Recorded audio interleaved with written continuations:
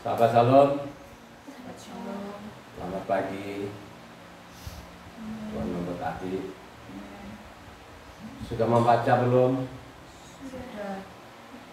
Jadi setiap pagi itu sebelum melakukan kegiatan apa-apa, doa dan membaca kitab suci, supaya kita tahu nanti apakah itu firman itu diputar balikan atau tidak. Seorang pembaca yang baik pasti dia akan perhatikan sifat khotbah. Kalau dia tahu itu bahwa dia memutar balikan namanya kebenaran itu, tinggalkan tempat itu, tinggalkan orang itu. Pagi ini kembali lagi kita mendengarkan suara Tuhan melalui namanya isi kitab suci. Jangan-jangan tertipu saudara ya, katanya dia berbicara dengan Tuhan, tapi kitab sucinya dia tidak pernah membaca. Mendengar suara Tuhan itu melalui pembacaan kitab suci, karena isi kitab suci itu adalah suaranya Tuhan yang direkam oleh namanya nabi-nabinya, dituliskan di situ. Kalau dulu belum ada HP direkam, mereka itu dulu pakai tulisan-tulisan. Jadi apa yang dia ucapkan Tuhan itu ditulislah di dalam buku ini. Sehingga buku yang kita pegang, kitab yang kita pegang ini adalah yang luar biasa. Kenapa saya bilang luar biasa itu? Karena saya sudah membacanya kitab suci ini selama 22 tahun tanpa berhenti. Dari Kejadian sampai Wahyu sudah 153 kali saya habiskan kitab suci ini. Disitulah saya bicara dengan Tuhan. Setiap hari saya mendengar namanya suaranya Tuhan. Setiap hari saya mendengar suaranya Tuhan melalui pembacaan kitab suci. Hari ini bersama-sama kita mendengar lagi suara Tuhan, terambil dari Keluaran 23 ayatnya 1 sampai ke 13.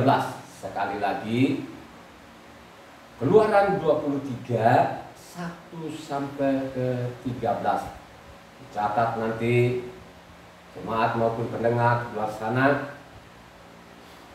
Sesudah khotbah nanti direnungkan lagi, dibaca ulang, renungkan.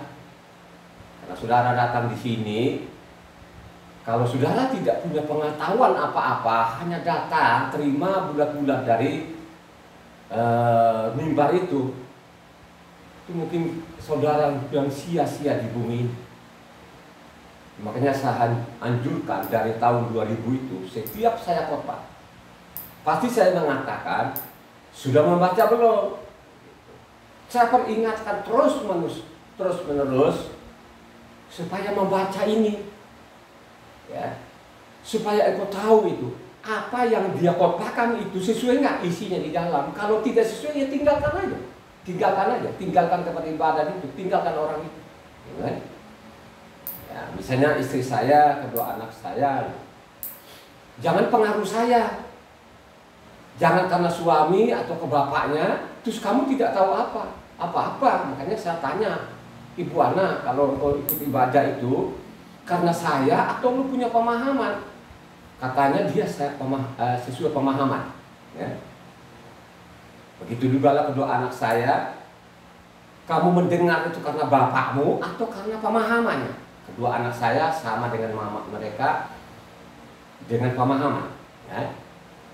Makanya kalau istri saya, kedua anak saya itu tidak sesuai namanya kitab suci, tidak akan pernah mau mereka. Ya, tidak pernah akan mau. Ya. Tidak akan mau sembarangan mereka masuk rumah ibadah, tidak sembarangan mereka akan mendengar khotbah orang itu kan. Karena mereka mau pembaca. Ya, mereka baca setiap hari kan begitu. Sama mereka dulu waktu mereka kuliah. Ya. Mereka kuliah itu pasti mereka tekun baca, sehingga cepat mereka selesaikan namanya mata kuliahnya mereka itu, sehingga selesaikan namanya S1 mereka itu karena mereka baca setiap hari, mereka baca, belajar, sehingga cepat mereka menyelesaikan kuliahnya mereka dengan baik, dengan nilai-nilai yang luar biasa kan begitu. Karena mereka tuh baca kan begitu. Begitu juga kerohaniannya ini tidak mau membaca. Jangan bermimpi-mimpi surga itu. Jangan bermimpi-mimpi surga. Hanya ikut-ikut saja apa yang pendetanya katakan, itu lu tidak akan dapat apa-apa. Ya, kecuali lu tekun membaca, baca.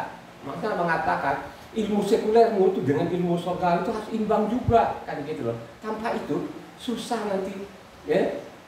Jangan dibimbang ditawar-tawarkan namanya surga, tapi menyimpang dalam kebenaran, menyimpang dalam hukum-hukumnya Tuhan, diputar balikan hukum-hukum Tuhan itu.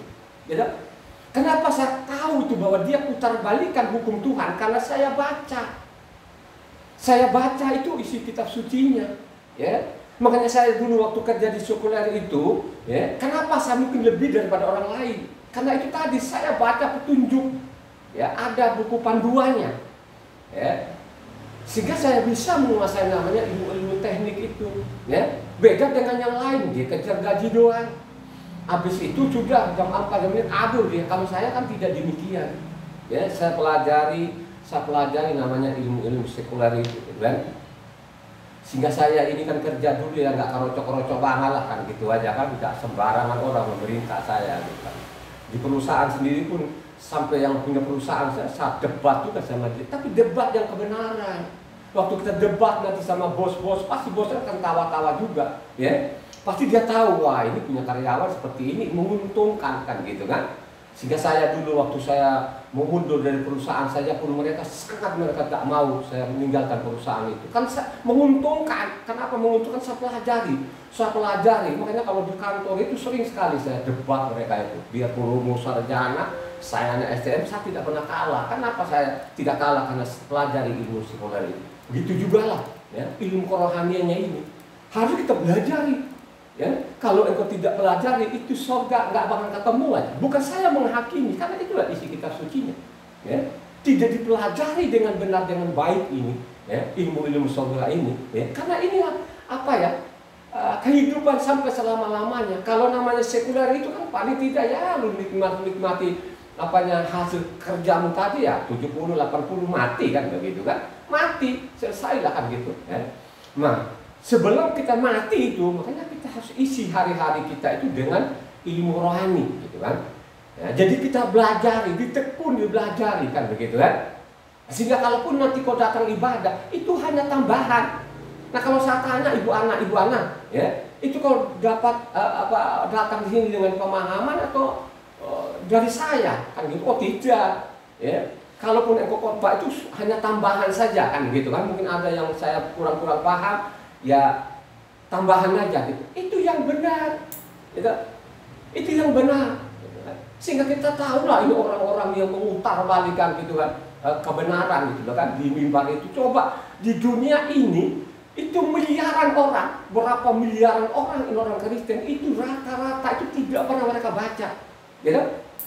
Ya makanya coba kalau kita lihat kan pada waktu kita ngomong begitu kan itu yang ngotot itu dia tidak pernah menyenggol, ya kan? Itu yang buang-buang muka itu kan dia tidak menyenggol karena patokannya dia itu dari mimbar. Apalagi kalau sudah doktor, profesor, waduh, nggak bakalan dia mendengar apa yang saya ucapkan ini. Ya, yang saya ucapkan ini kan tidak ujuk-ujuk saya mengatakan, saya selidiki namanya kitab suci ini. Jadi saya teliti loh ya, saya teliti kitab suci ini dari Kejadian sampai Wahyu, ya, bertahun-tahun. 22 tahun itu ya, sampai saya puasa itu namanya 40 hari, saya puasa kan. Puasa itu bukan paksaan, ya toh. Saya teliti betul-betul itu kan supaya Tuhan itu dia memberikan kemampuan untuk saya pahami, ya. Untuk saya pahami loh, ya. Hanya untuk pahami saja, untuk saya mau jadi ahli, oh enggak. Supaya saya pahami isi kitab suci itu. Ya. Tuhan luar biasa, dia berikan itu tahun 2000 itu pemahaman atau hikmat itu, sehingga saya mengatakan Tuhan kita satu, nggak ada dua tiga, nggak ada satu-satunya, Makanya khotbah saya kemarin, kalau mereka baca, kan mereka tuh yang mereka bawa kemana-mana itu Tritunggal itu namanya Yohanes 1, ya. Yohanes 1 ayat 1 itu tidak salah tulisan itu, tapi otaknya yang error, ya. Pasti otaknya yang error, tidak pernah salah itu, ya. Otaknya yang error, sehingga mulailah dari situ. Itu sumbernya namanya apa Tritunggal itu, ya. Ada dua yang saya teliti itu. Misalnya Kejadian 1 ayatnya 26 sana, marilah menciptakan ya, manusia itu segambar serupa gitu. Seolah-olah itu ada lebih daripada satu. Kalau baca sebatas itu tidak dilanjutkan, ya memang benar. Kalau engkau baca tuntas namanya isi kitab suci ini baru ketahuan. Ya, makanya Tuhan yang kita sembah itu dia bermakhluk, berbentuk, berwujud. Ya, ulang-ulang kali itu saya khotbahkan itu, kamu harus baca gitu loh. Ya, kok kita tahu dia berbentuk, berwujud? Karena pernah jadi manusia. Ya, dia turun itu ketemu namanya Abraham tadi ini seperti manusia saja. Dia tidak bawa kemuliaannya, dia tinggalkan kemuliaan itu, sehingga dia bicara dengan Abraham itu dengan bebaskan begitu. Benar-benar ketemu gitu loh. Ketemu, bincang-bincang, makan seperti kita manusia gitu kan. Itulah yang dimaksud di sana. Marilah menciptakan manusia itu segambar serupa. Maksudnya itu Tuhan kita itu punya tubuh, punya jiwa, dan punya roh. Amin nggak? Isi pembaca ini. Ya. Seperti itu. Kan gitu loh. Itu yang dimaksud. Nah, ini yang memutar-mutarkan kebenaran ini, mereka kelabui namanya jemaat yang tadi melalui sekolah tadi ini. Dia sekolah STH, MTH, baru nanti dokter. Kalau dia sudah dokter, itu saya yakin betul-betul jemaat, sekalipun saya melalui pasal dengan ayat, tidak pernah akan mereka dengar, mereka tidak peduli. Sama seperti dulu zamannya Raja Yerobeam itu waktu terpecahnya ini kerajaan ini, selatan dengan utara sama persis, gitu. Karena mereka melihat ini yang sekolah-sekolahnya, ya. Dari rajanya, raja dengan imam-imam kablinger ini kan begitu, ya. Itu yang mereka dengar, tidak pernah mau namanya membaca ini kitab suci. Makanya dari dulu ketahuan mereka baca tidak berbaca ini. Kalau kita baca tuntas baru kita ketahuan orang Yahudi itu tidak baca juga. Akhirnya ketahuan zamannya Yosia itu ketemu namanya kitab ini. Baru pada waktu mereka teliti, mereka baca, ya ampun, ini bangsa ini sudah keluar, sudah jauh dari jalan Tuhan, kan begitu kan? Makanya coba-coba dia melunakkan hatinya Tuhan oleh Yosia.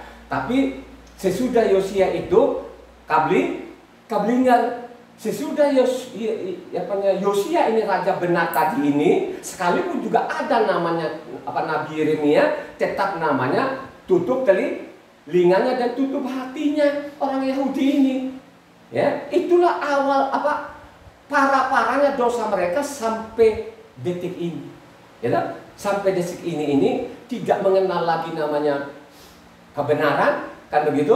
Ya, mereka putar-putar balikan sampai saat ini diputar balikan loh. Contoh yang kelihatan sekarang, yang mereka putar balikan sekarang, contohnya misalnya Pesak di dalam kitab suci itu 14 gitu. 15 itu roti tidak berat.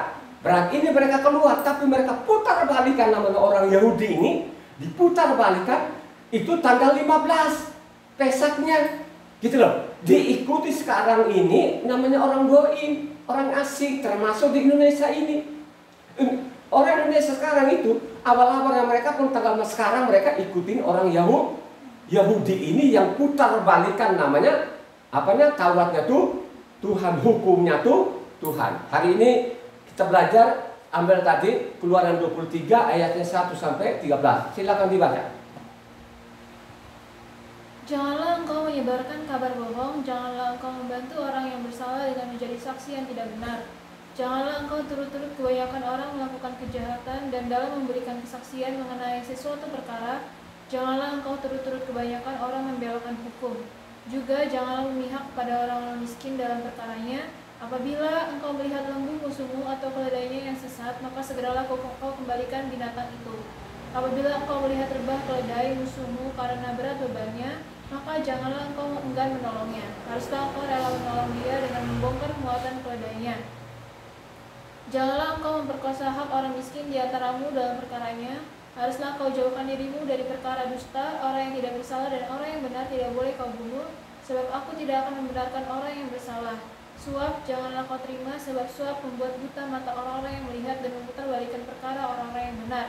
Orang asing janganlah kamu tekan, karena kamu sendiri telah mengenal keadaan jiwa orang asing, sebab kamu pun dahulu adalah orang asing di tanah Misraim.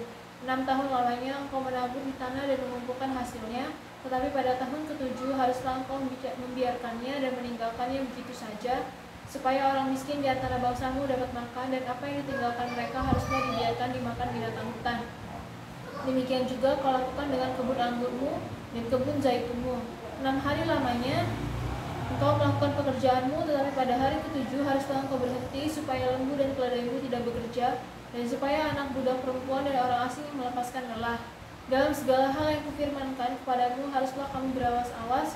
Nama ilah lain janganlah kamu panggil, janganlah nama itu kedengaran dari mulutmu. Luar biasa saudara. Kalau kita baca tadi ayatnya 2, jangan ikut-ikutan membelokkan hukum. Jangan karena banyaknya orang tadi, ya, terus kok ikut-ikutan kan begitu, ya. Ya, boleh saja kita ikut banyak-banyak orang, tapi kita teliti dulu apa yang mereka lakukan itu sesuai enggak, kan gitu, ya. Kalau tidak sesuai jangan lo ikut saudara, ya. Jangan banyak-banyak, jangan kau turut-turut kebanyakan orang membelokkan hukum saudara, ya. Yang dia maksud hukum itu apa? Itulah adalah namanya Tauratnya. Hukum Tuhan itu adalah Kejadian, Keluaran, Imamat, Bilangan, dan Ulang. Itu adalah hukum Tuhan. Kitab-kitab kerajaan sorga, rambu-rambu kerajaan sorga, harus kau tahu itu, ya. Apakah ini dilarang atau diizinkan? Supaya engkau tahu itu dilarang atau diizinkan, itu harus engkau membaca. Jangan karena miliaran orang sekarang di dunia ini terus kau ikut-ikutan. Tuhan tidak menghendaki, ya. Jangan engkau turut-turut kebanyakan orang yang membelokkan hukum. Dulu waktu saya tidak membaca dan tidak membaca, ikut saja. Diadakan 6 hari hari ibadahnya minggu, ikut saja. Ya, karena kita tidak tahu, karena kita tidak pernah mau membaca namanya hukumnya Tuhan. Kita disuruh namanya Natal, kita ikut saja Natal. Kita bilang nanti Yesus katanya dilahirkan dalam domba, kita ikut saja. Oh iya, dilahirkan dalam domba. Sekalipun di dalam kitab suci tidak pernah ditulis. Ini harus diperhatikan. Kalau engkau tidak memperhatikan ini, engkau paling apes di dunia ini. Coba. Ya. Makanya saya dari setiap khotbah itu, kalau engkau baca namanya Yesaya, engkau baca namanya Yeremia, engkau baca namanya Yeskiel, jangan diputus. Ya, kau baca sekaligus, bisa nggak? Sangat bisa. Kalau engkau mencintai namanya hukumnya tuh, ya, pasti ketahuan dari situ.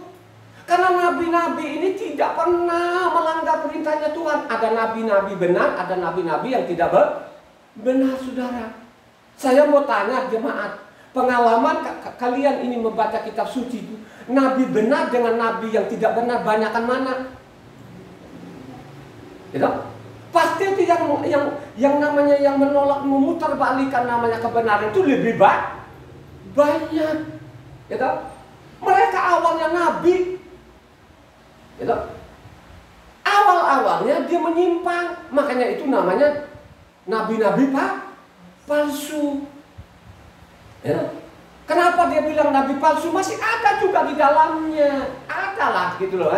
Mereka baca namanya Taurat dan lain sebagainya, tapi pada waktu mereka mengajari orang, dia putar balikan. Supaya engkau tahu ini pemutar balik ini, makanya kau bekali dirimu dengan kau baca. Karena tidak mungkin lalu masuk surga di sana menyelonong-nyelonong. Lu masuk surga itu ada ketentuannya. ada syaratnya. Ya. Makanya setiap ibadah kita, amidah kita, ya, makanya kita baca namanya Yesaya 56. Ya, kita baca Yesaya 56 itu syaratnya lo masuk surga. Ya, kau putar balikan apanya hukumnya Tuhan. Terus tadi kalau engkau baca namanya ayatnya 13 tadi, ya kan? Jangan sekali-sekali ya nama ilah lain itu keluar dari mulutmu. Halo, ya, harus kau berjaga-jaga. Ya. Makanya Allah SWT mengatakan, bacalah kitab suci ini supaya engkau tidak ditipu.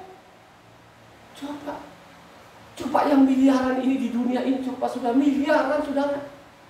Makanya sudah saya merenung ya. Pada waktu terpecah negara ini, Israel utara dengan selatan ini, coba.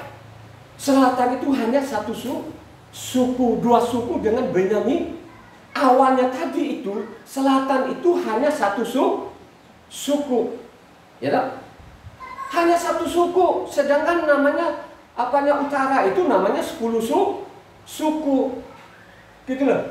Akhirnya karena namanya Benyamin ini, kenapa Benyamin itu ikut namanya Yahuda? Karena ada perjanjian siapa? Antara siapa?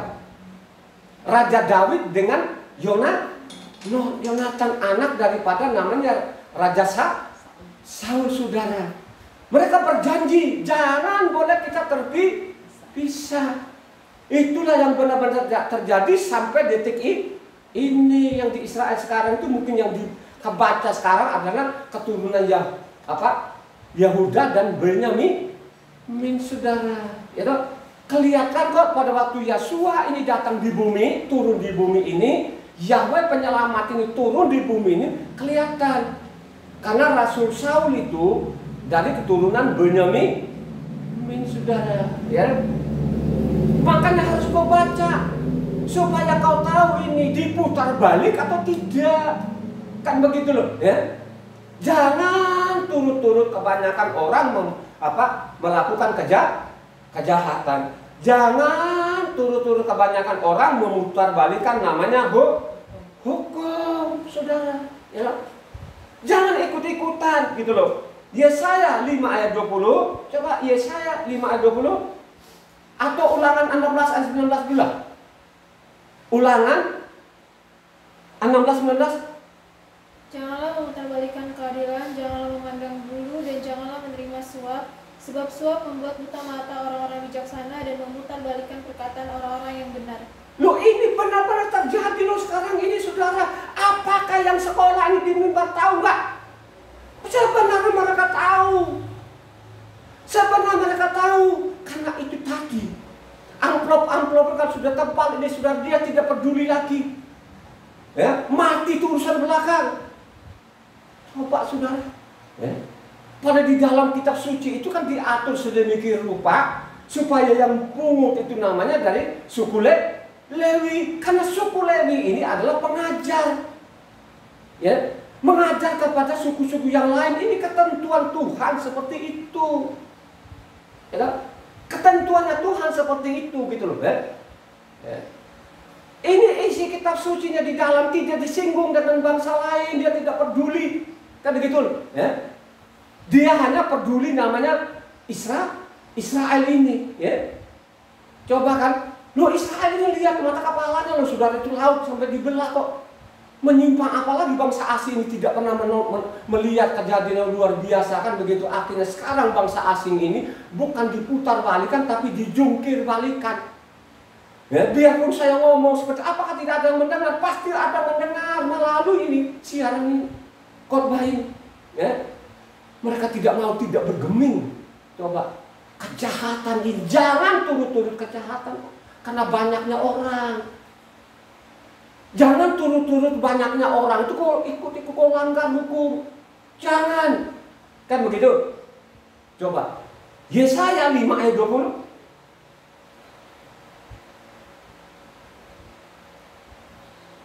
Celakalah mereka yang menyebutkan kejahatan itu baik dan kebaikan itu jahat, yang mengubah kegelapan menjadi terang dan terang menjadi kegelapan, yang mengubah pahit menjadi manis dan manis menjadi pahit. Itulah yang putar balik. Saya sebenarnya sampai geleng-geleng kepala. Ya. Coba, kita ini kan sharing firman Tuhan bertahun-tahun saudara, melalui pasal dengan ayat. Tapi tetap saja mereka putar balikan itu, saya sampai geleng-geleng kepala. Otaknya orang ini apa? Isinya di dalam itu apa? Gitu? Kalau orang tidak pernah membaca kitab suci itu lain urusannya. Tapi kalau engkau ini diajar, ya, dibaca melalui pasal, diseringkan, terus kau putar balik lagi, wah saya tidak tahu lagi. Ini manusia apa ini? Coba kan gitu kan? Kalau kau sudah putar balik, kalau kau hanya mati sendiri itu lain urusan. Tapi kalau kau seret sekian orang, coba saudara, tapi tidak merasa salah. Gitu? Tidak merasa salah, aman-aman saja. Memang dia aman-aman saja di bumi. Ya. Apakah 100% juga aman-aman di bumi? Kan tidak juga. Melalui khotbah saya, sahabat yang lalu, ya, itu sangat jelas. Ya. Khotbah saya yang lalu. Ya. Jangan kok ikut-ikutan. Bacalah kitab suci ini. Siang dan malam renungkan. Nah, coba kalau saya tidak baca dari awal, dari tahun 2000 itu kayak apa istri saya, kayak apa kedua anak saya ini. Ya, istri saya itu bukan orang kampung yang tidak sekolah. Istri saya itu lulusan Undip. Anak-anak saya ini kan sarjana-sarjana yang pintar-pintar. Ya, coba anak saya itu ada di ITB. Coba kalau saya tidak membaca kitab suci ini, mau jadi apa? Ya, akhirnya mereka hanya ikut-ikutan saja. Nah, pasti mereka sibuk dengan pekerjaan mereka. Ya. Coba, kalau saya tanya anak saya, kalau kamu dengan khotbah itu karena takut sama saya, Pak, sebagai bapakmu, atau punya pemahaman, bukan karena bapak, bukan karena suami, mereka jujur. Ya. Mereka jujur. Ya. Marilah betul-betul kau renungkan ini. Ini bukan satu dua orang, udah miliaran orang. Miliaran ini benar-benar hanya sekedar ada KTP. Hanya mereka bilang Kristen, sebenarnya Kristen, tidak tahu apa-apa ini. Tidak tahu. Kenapa mereka tidak tahu? Karena mereka sudah hatinya membatu. Karena ajaran-ajaran di mimbar ini. Karena ulah-ulah dokter ini. Profesor. Maka saya mengatakan khotbah yang lalu kemarin, siapa yang membunuh namanya Yasua ini? Yang membunuh ini Yasua sekarang itu bukan orang biasa. Ini adalah dokter, profesor ini. Dibunuhlah karena tidak selepel dengan mereka. Ini siapa dia ini? Ini Yasua, hanya dia seorang tukang kayu. Bapaknya dia tukang kayu. Mereka benci betul-betul. Tapi mereka tidak pernah melihat apa yang dilakukan di kolong langit ini. Gitu? Sekalipun berkali-kali orang mati dibangkitkan, orang buta bisa melihat, tapi mereka tetap membatukan hatinya. Gitu? Makanya saya mengatakan ini, saya dimimbarin bukan seorang banci. Bukan karena kumisku, karena tebalnya janggutku. Ya, semua didukung. Saya punya ilmu sekuler, saya punya keberanian. Siapapun orang saya hajar. Tapi pada tahun 2000 itulah Tuhan menyelamatkanku. Tuhan mengetuk hatiku. Sehingga saya baca ini kitab suci. Pada waktu saya baca kitab suci, saya tercengang-cengang. Kenapa seperti ini? Kenapa di mimbar ini tidak berkata benar? Ya, dari situlah saya mengajari istri saya. Ya, saya mengajar ke anak saya. Coba, saya bertahan bertahun-tahun. Pada waktu mau masuk dalam kebenaran, banyak sekali yang saya hadapi. Gitu? Usahaku habis. Orang tidak mau lagi melihat sama saya, tidak mau mendengar saya lagi, tidak mau lagi menanya.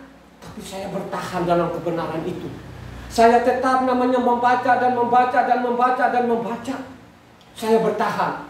Berkali-kali mungkin masalah ekonomiku hancur, melalui penyakit hampir saya mati. Saya bertahan bahwa Yahweh lah itu yang jadi manusia. Setetes darahnya Yasua Hamasiah itulah yang menyelamatkan aku. Saya tidak peduli lagi. Ya. Sampai titik darah penghabisan, saya tidak peduli. Saya bertahan bahwa Yahweh lah yang jadi manusia.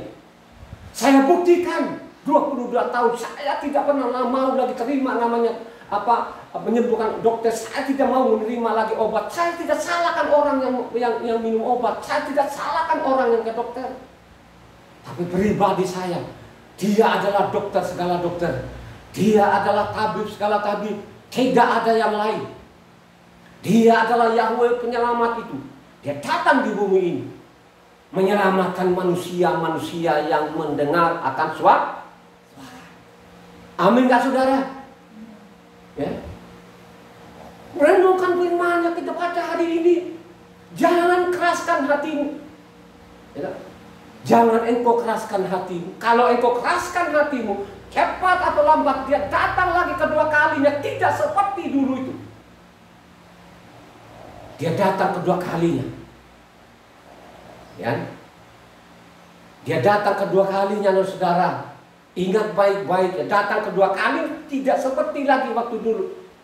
Waktu dia jadi tukang kayu, diolok-olok, dibunuh, diludahi. Datang kedua kalinya, jangankan ya, sebelum dia pukul, dia datang sini itu lo tidak akan mati konyol. Begitulah isi kitab sucinya. Ya. Karena datang kedua kali dia akan palu besi. Dia akan menghajar ini yang namanya perkosa, namanya hukumnya. Dia akan datang nanti, dia akan cari itu. Ya, akan dikumpulkan dulu yang menyesatkan di kolong langit ini akan dilemparkan ke neraka. Bukan saya yang menghakimi itu. Ini ada tulisannya, ada pasal dan ada ayatnya. Ya. Dia datang nanti di dunia ini dikumpulkan dulu yang menyesatkan ini, lemparkan ke neraka sana. Ya, kalau engkau baca di sana Matius 13 di sana sangat jelas. 41, 42 ayatnya.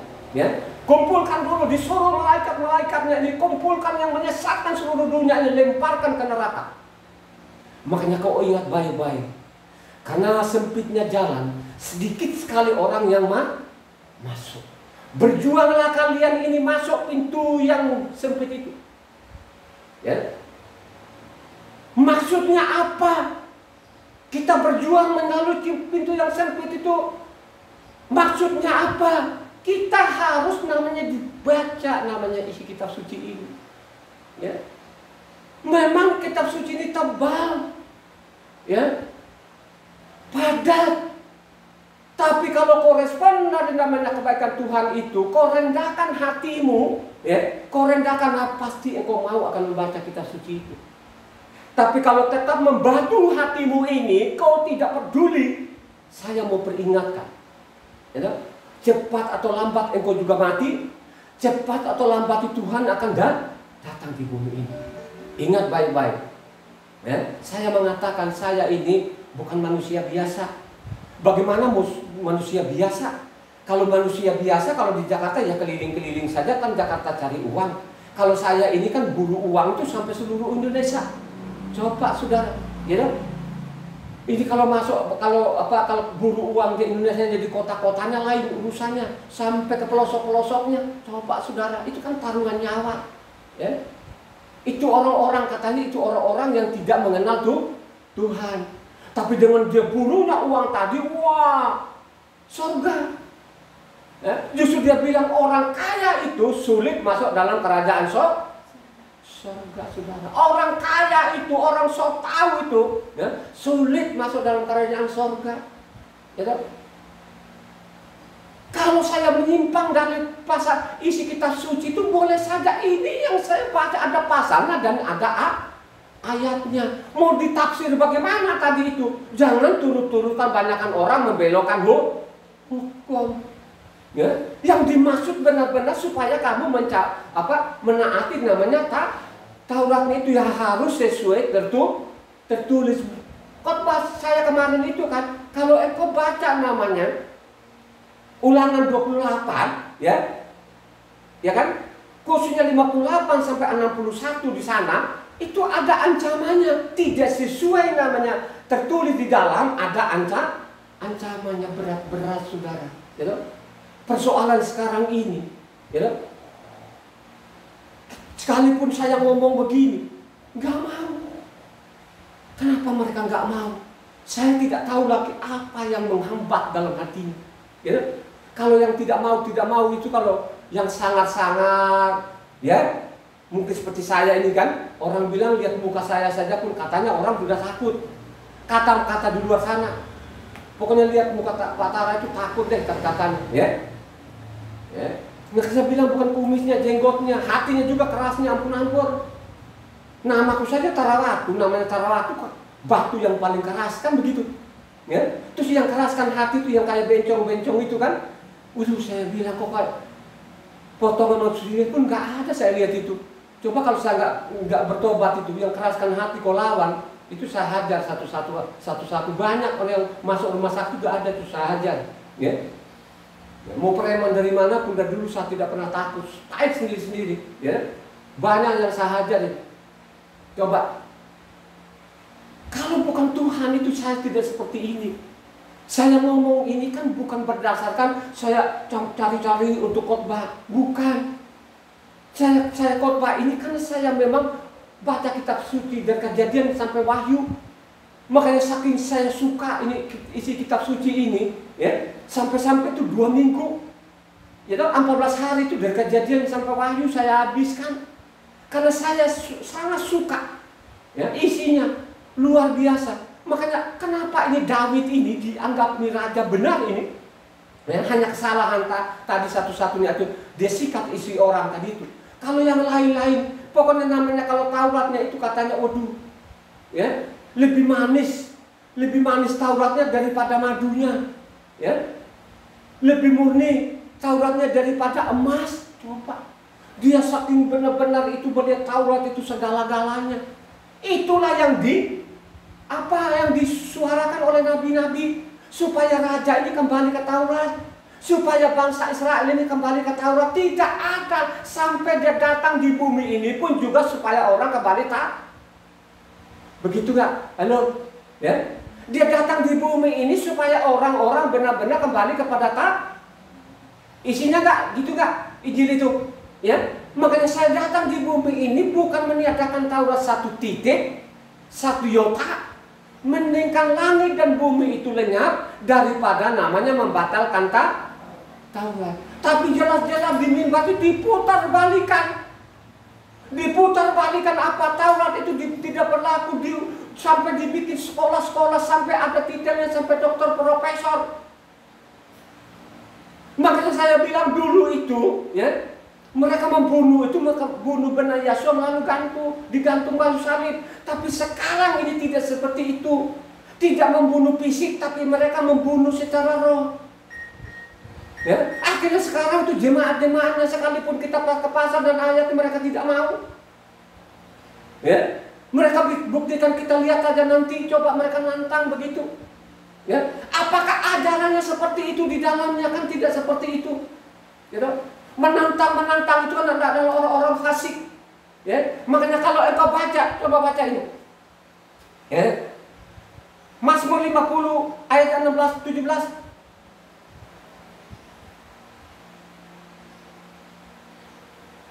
Tetapi kepada orang fasik Tuhan berfirman, apakah urusanmu menyelidiki ketetapanku dan menyebut-nyebut perjanjianku dengan mulutmu? Padahal engkaulah yang membenci teguran dan mengesampingkan firmanku. Coba kan, buat apa lu menyelidiki tapi tidak pernah engkau mau ikuti perintahku. Lu belok-belokan. Ya, makanya Mazmur 78 ayat 10 sangat, coba kalau kamu baca Mazmur 78 ayat 10 sangat, coba dibaca. Ini Mazmur ini dilantunkan supaya manusia ini ingat, supaya firman Tuhan itu tidak lenyap. Makanya melalui puji-pujian Mazmur ini. Coba Mazmur 78 ayat 10. Mereka tidak berpegang pada perjanjian Tuhan dan enggan hidup menurut Tauratnya. Sampai saat ini mereka enggan namanya Tauratnya. Ya.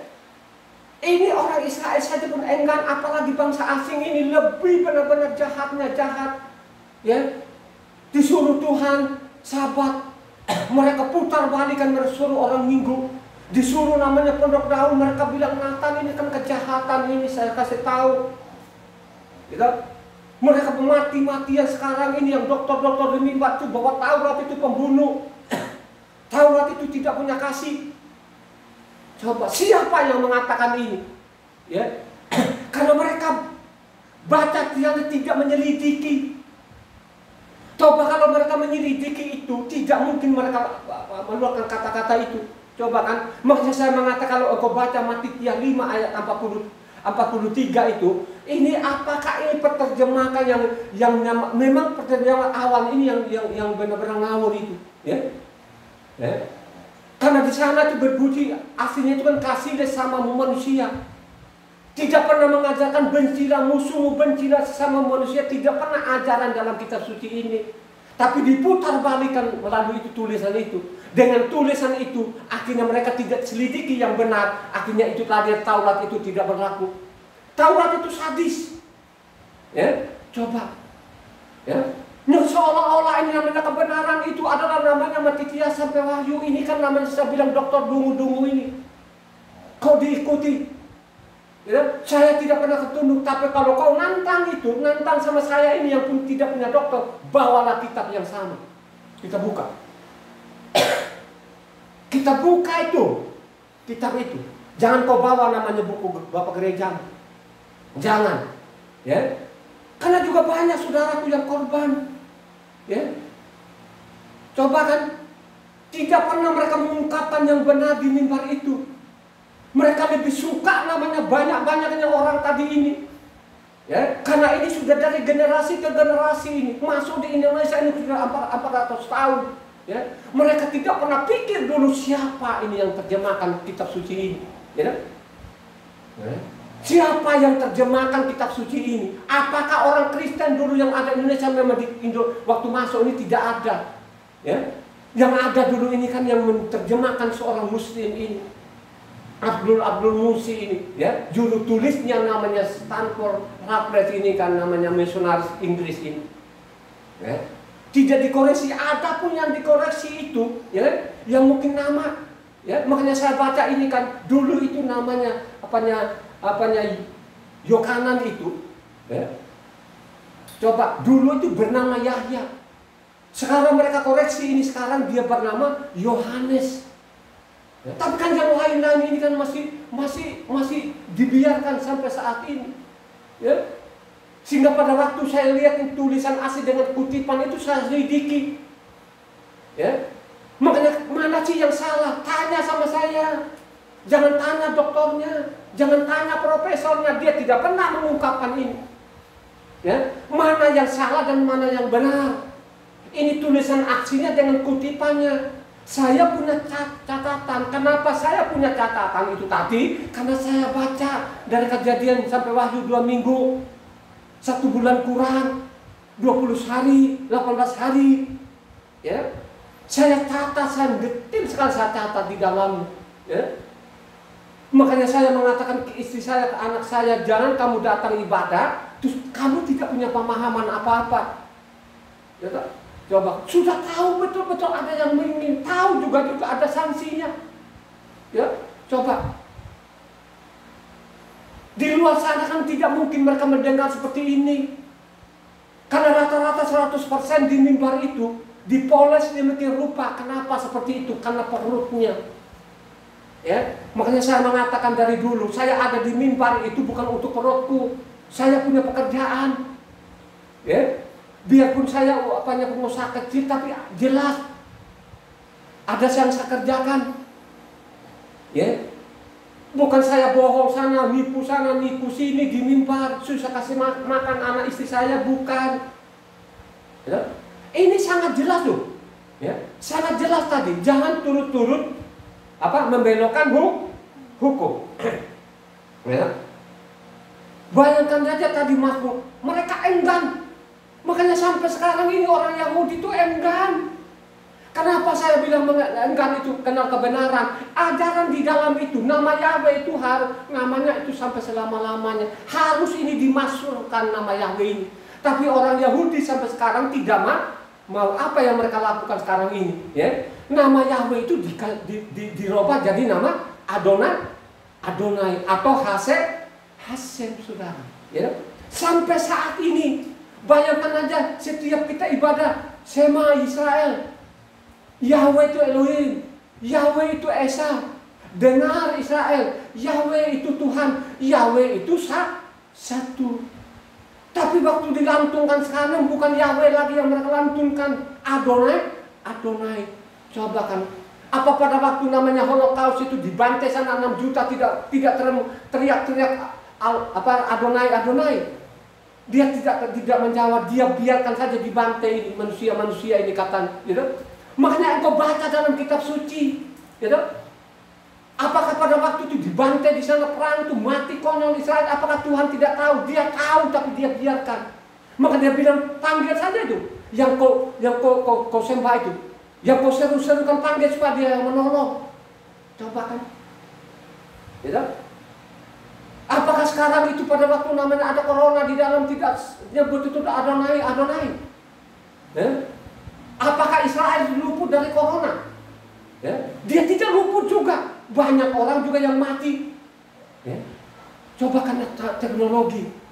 Karena ini adalah namanya tadi oksigen buatan manusia, sehingga masih ketolong ini. Makanya saya mengatakan itu ada namanya oksigen yang gratis. Kita nggak usah takut. Saya tidak pernah takut namanya corona karena Tuhan jamin. Supaya Tuhan jamin sama saya, harus saya kenal namanya Tuhan. Kenalnya kapan? Dari tahun 2000 itulah saya diperkenalkan namanya, bahwa namanya Yahweh penyelamat itulah yang datang di bumi ini. Sampai saya bicarain, saya tidak mau, saya tetap serukan namanya, sekalipun saya sendiri saya bertahan. Saya tidak peduli kebanyakan orang. Coba kalau saya bilang namanya Yahweh penyelamat itu anaknya Allah, aduh kayak apa? Luar biasa. Lanjut ini. Coba kalau baca lagi ini yang putar-putar balikan tadi ini, Amos 5 ayatnya 7.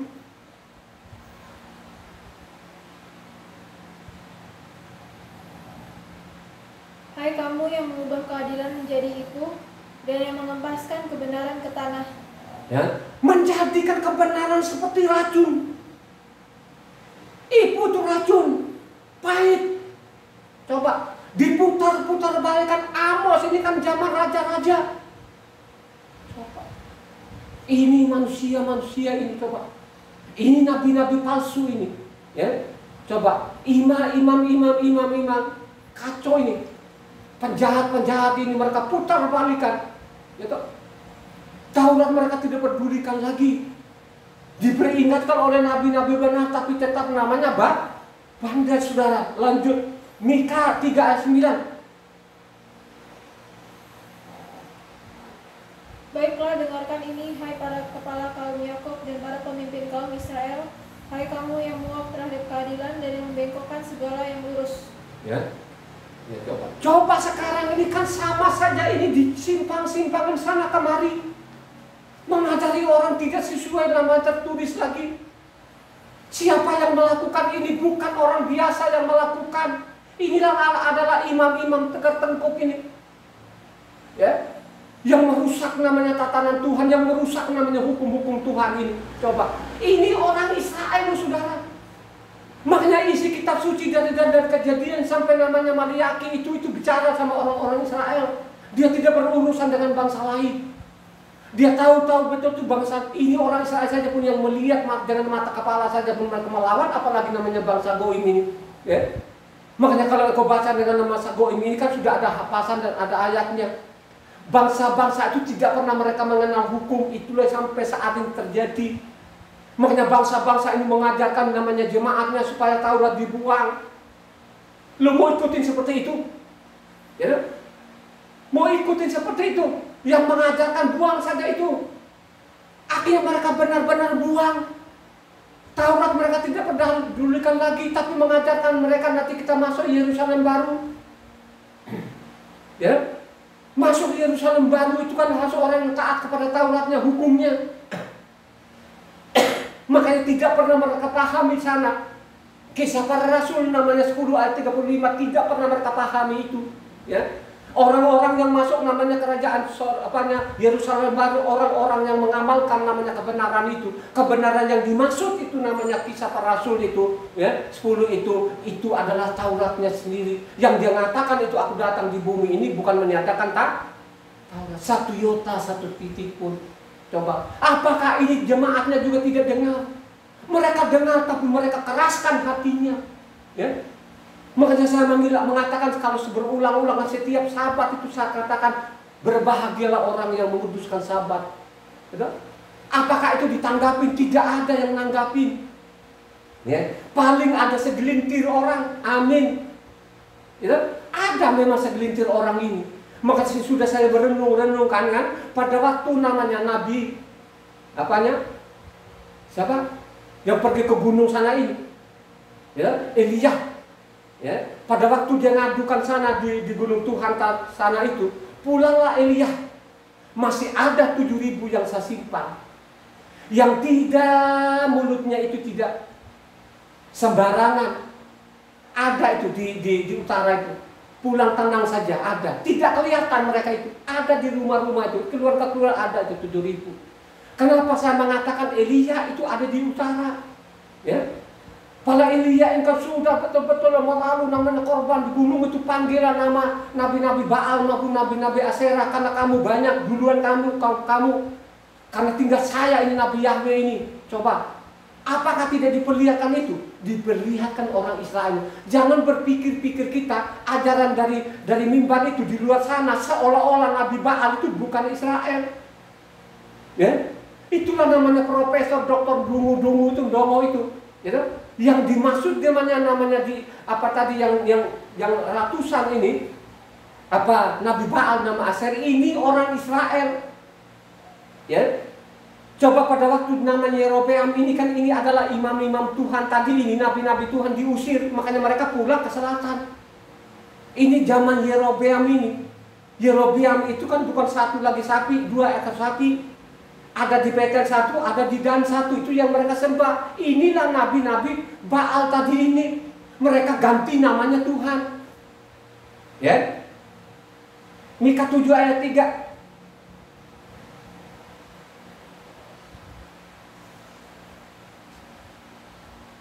Tangan mereka sudah cekatan berbuat jahat, pemuka menuntut, hakim dapat disuap, pembesar memberi putusan sekehendaknya, dan hukum mereka putar balikan. Hukum itu mereka putar